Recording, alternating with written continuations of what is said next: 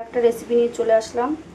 আলু, পেঁপে, কাঁচকলা আর পটল দিয়ে একটা পাতলা মাছের ঝোল করব।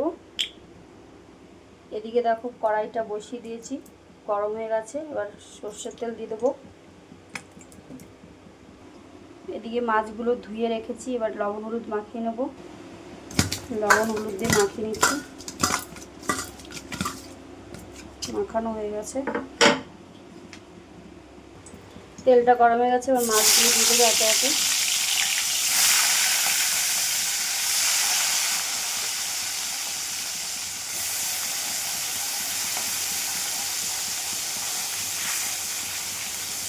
ভালো করে কড়া করে ভেজে নেবো মাছগুলো।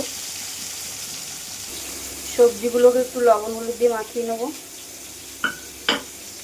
মাখিয়ে রেখেছি, মাছগুলো ভেজে তুলে নিয়েছি।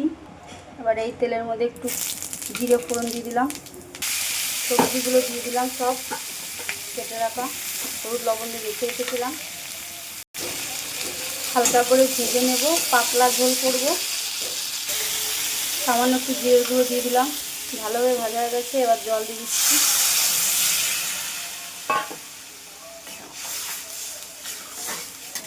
আজকে রুই মাছ দিয়ে পাতলা ঝোল করব, ঘরোয়া রান্না।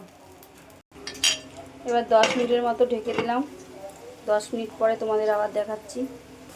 10 মিনিট হয়ে গেছে, এবার ঢাকনাটা তুলে নিলাম। এবার মাছগুলো দিয়ে দেবো।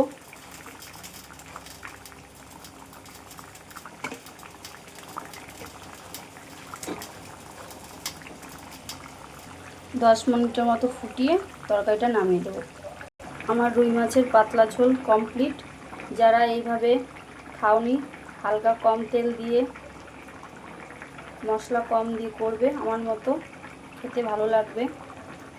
আর আমার রেসিপি যদি তোমাদের ভালো লাগে তাহলে একটু লাইক কমেন্ট করবে। নামিয়ে দিয়েছি, আবার কোনো রেসিপি নিয়ে তোমাদের সামনে হাজির হব। এই পর্যন্ত আমার রেসিপি।